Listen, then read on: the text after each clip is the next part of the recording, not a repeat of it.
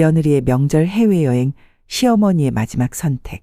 어머니, 이번 설날은 장모님이 많이 편찮으셔서. 아들 준호의 말이 채 끝나기도 전에 제 마음은 이미 무너져 내리고 있었습니다.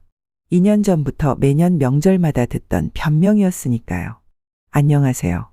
저는 분당에서 40년째 식당을 운영하고 있는 67세 김영자입니다.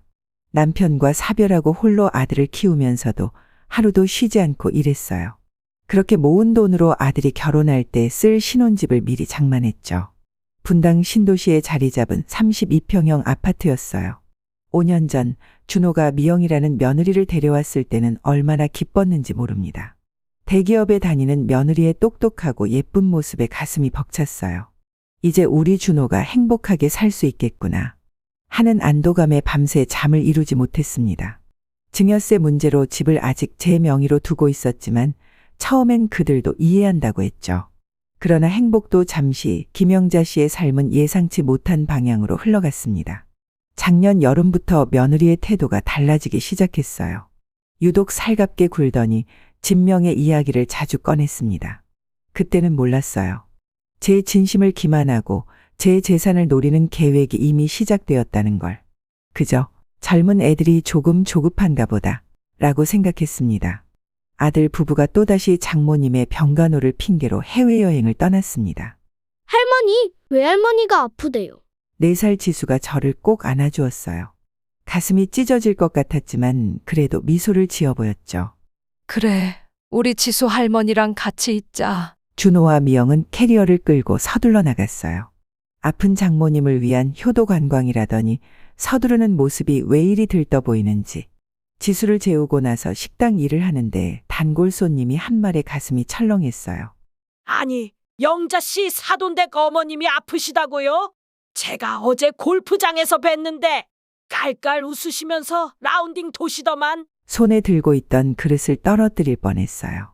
설마 하는 마음에 떨리는 손으로 사돈 어른께 전화를 걸었습니다. 그 순간 불안은 현실이 되었고 2년간 쌓였던 의심이 확신으로 바뀌었어요. 떨리는 손으로 며느리의 SNS를 열었어요. 그 순간 제 가슴이 멎는 것만 같았습니다. 드디어 해외여행? 이번엔 시어머님 속이고 파타야로. 네가 제일 잘하는 거 아냐? 크크크. 얘들아, 이번에 계획대로 되면 곧 좋은 소식 있을 거야.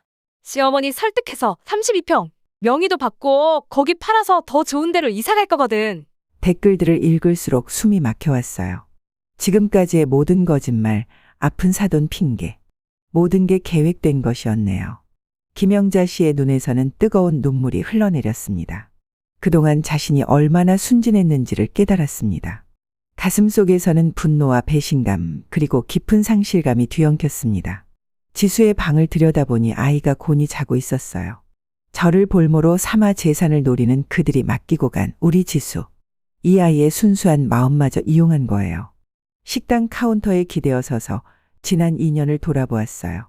명절마다 저만 빼놓고 떠난 여행, 갑자기 살갑게 굴기 시작한 며느리, 수시로 꺼내던 진명의 이야기. 이제는 더는 참을 수 없었어요. 바로 부동산에 전화를 걸었어요. 여보세요? 분당 청실부동산인가요? 순회동 101동? 잠시 후 충격적인 사실을 알게 됐어요. 제가 투자해서 아들 신혼집으로 마련해준 그 집이 이미 매물로 나와 있었던 거예요. 제 허락도 없이. 어머님, 그 댁 실소유 주시죠? 요즘 많이 귀찮으시죠? 매일 부동산 와서 집 보여달라고 하고. 온몸에 식은땀이 흘렀어요. 그동안 며느리가 제 허락도 없이 몰래 집을 내놓고 매수자까지 찾고 있었던 거죠. 부동산에서 나오는 길에 옆집 미숙 씨를 만났어요. 영자 씨, 요새 집에 자주 사람들 오던디. 파시게요? 아니요, 몰랐어요. 제가 모르는 새. 아이고, 지금이라도 아신 게 다행이네요. 우리 옆 동네 최 씨는 자식들 다 주고 나니께 배신당했더만요. 점여오는 마음 한켠에 저는 단단한 결심을 했어요. 저를 이용하고 제 재산을 노리며 손주까지 이용해 저를 기만한 자식들을 이제는 더 이상 속지 않을 거예요. 바로 은행에 가서 통장을 확인했어요. 다행히 아직 대출은 없었습니다.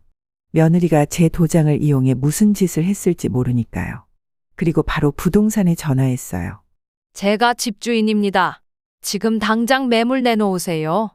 금매로요. 네? 아드님이 그건 무효예요. 제 명의로 된 집이니까 제가 결정할 수 있죠. 아, 네, 그렇죠. 그런데 입주자가 한 달 안에 비워달라고 하세요. 제가 직접 얘기할 테니까요. 전화를 끊고 한참을 생각에 잠겼어요. 이렇게 급하게 결정하는 게 맞을까? 하지만 지금 아무 조치도 취하지 않으면 며느리가 다른 방법을 쓸지도 모른다는 생각이 들었습니다.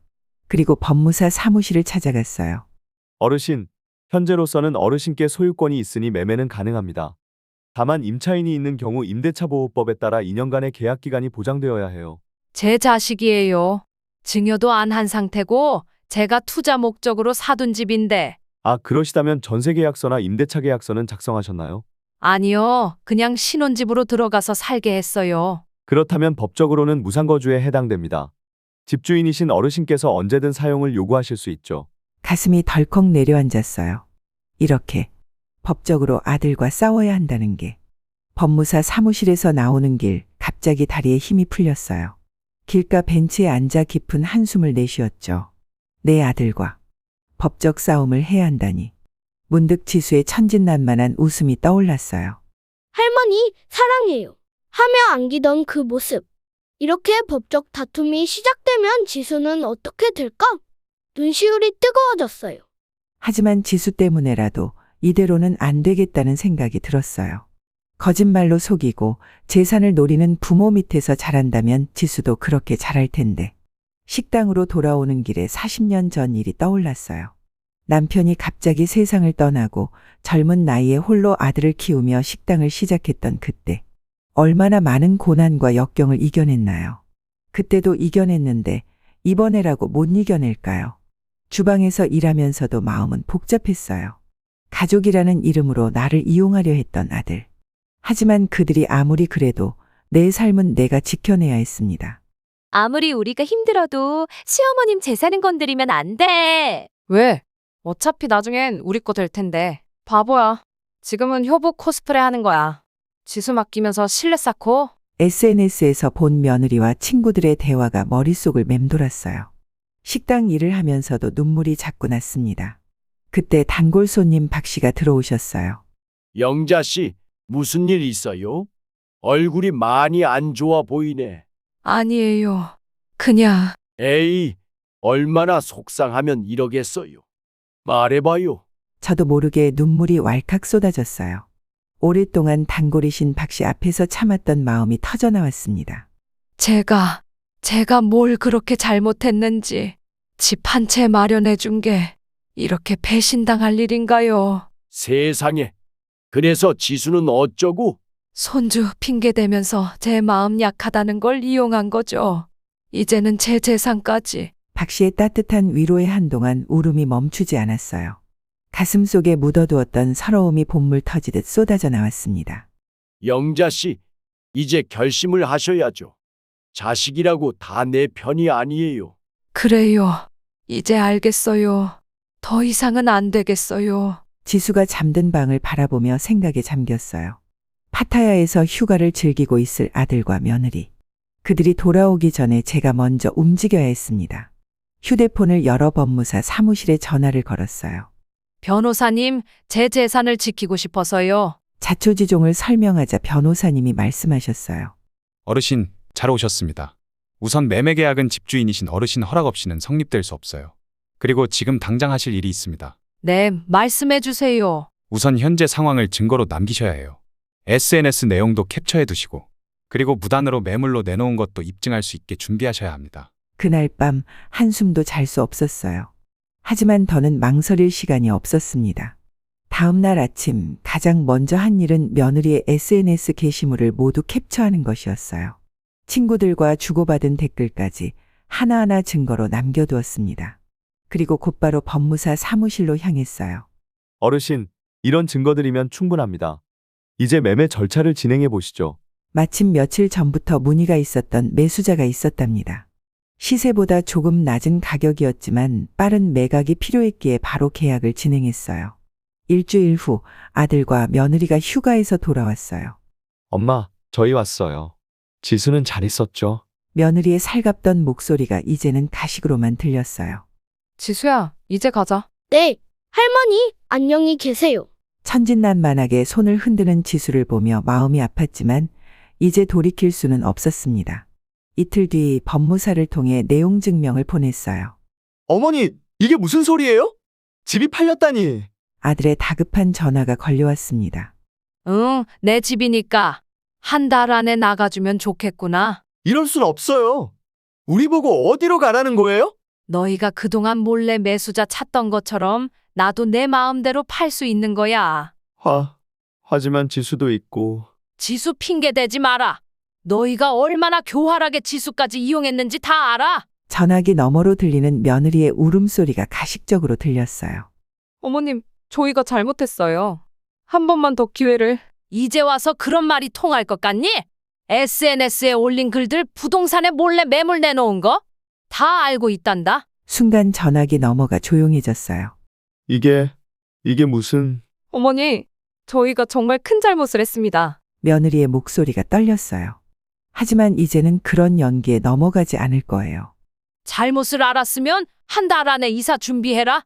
새로 들어올 사람들 기다리고 있어. 어머님, 제발 그러지 마세요. 지수 학교도 있고. 며느리가 울먹이며 말했지만 더는 그런 감정에 흔들리지 않았어요. 미영아, 파타야 여행은 재미있었니? 친정어머니 병간호는 잘하고 왔고. 순간 며느리의 숨소리가 멎는 것이 느껴졌어요. 어머님, 그게 이제 연극은 그만하자. 너희가 얼마나 뻔뻔하게 거짓말을 했는지 이제야 다 알았어? 그날 이후 아들과 며느리는 매일같이 찾아왔어요. 처음에는 애걸하듯 사정하더니 나중에는 협박까지 했죠. 어머니, 이러시면 저희가 법적으로 대응할 수밖에 없어요. 그래? 한번 해보렴. 불법 전대차 계약은 누가 했는지, 집주인 동의 없이 매물 내놓은 건 누구였는지? 결국 그들은 한 달 만에 짐을 쌌어요. 마지막까지 지수를 앞세워 제 마음을 흔들어 보려 했지만 이제는 달랐어요. 할머니, 우리 이사 가요. 지수의 눈물 어린 얼굴을 보며 마음이 찢어질 것 같았지만 꾹 참았어요. 거짓과 기만으로 가득 찬 그들 밑에서 자라는 것보다 차라리 이게 나을 거예요. 집이 팔리고 새로운 주인이 들어왔어요. 젊은 부부였는데 제가 운영하는 식당에 자주 들른답니다. 어머니, 덕분에 좋은 집을 얻었네요. 앞으로도 자주 들를게요. 순수한 그들의 미소를 보고 있으면 제가 한 선택이 옳았다는 생각이 들어요. 이제 저는 제 식당을 더 열심히 하면서 하루하루를 보내고 있어요. 가끔 지수 생각이 나서 마음이 아프지만 그래도 후회하지는 않습니다. 자식이라는 이름으로 모든 걸 참고 견디다가는 결국 자신의 인생도 망치게 된다는 걸 깨달았으니까요. 여러분도 저처럼 자식들의 거짓된 행동으로 고민하시는 분이 있다면 더는 참지 마세요. 가족이란 이름으로 자신의 인생을 망치지 마시고 단호하게 대처하시기 바랍니다. 그리고 얼마 전 아들이 다시 연락을 해왔더군요. 어머니, 정말 죄송합니다. 이제야 제가 얼마나 큰 잘못을 했는지 깨달았어요. 아들의 목소리에서 진심이 느껴졌지만 아직은 시기상조라고 생각했어요. 준호야, 네 마음은 알겠다. 하지만 진정한 반성은 시간이 필요한 법이야. 어머니, 네가 진정으로 달라지고 싶다면 스스로 서는 법부터 배워야 해. 거짓말로 남을 속이고 편법으로 이득을 보려 했던 그동안의 모습들을 돌아보렴. 네, 어머니 말씀이 맞습니다. 지수를 위해서라도 너희는 먼저 바른 부모가 되는 법을 배워야 할 거야. 그게 진정한 사랑이란다. 여러분, 자식을 사랑한다고 해서 그들의 잘못된 행동을 무조건 용서하고 덮어주는 건 오히려 독이 됩니다. 때로는 단호하게 거절하고 스스로 성장할 시간을 주는 것이 진정한 부모의 사랑이 아닐까요? 이제 영자 씨는 아들 부부가 진정한 반성과 성찰의 시간을 가지길 기다리고 있어요. 그들이 올바른 부모가 되어 지수에게 좋은 본보기가 되길 바라면서요. 인생은 누구에게나 실수와 후회가 있습니다. 하지만 그것을 인정하고 바로잡으려 노력할 때 우리는 비로소 한 걸음 더 성장할 수 있는 것 같네요. 가끔 손자 지수의 웃는 얼굴이 그리울 때면 가슴이 아프지만 언젠가 모두가 진정으로 성장하여 다시 만날 수 있을 거라는 희망을 품고 있습니다. 김영자 씨의 이야기는 우리에게 가족 간의 신뢰와 존중의 중요성 그리고 때로는 고통스러운 선택이 필요할 수 있다는 교훈을 줍니다. 그녀의 용기 있는 결정은 많은 이들에게 삶의 지혜를 전해주고 있습니다.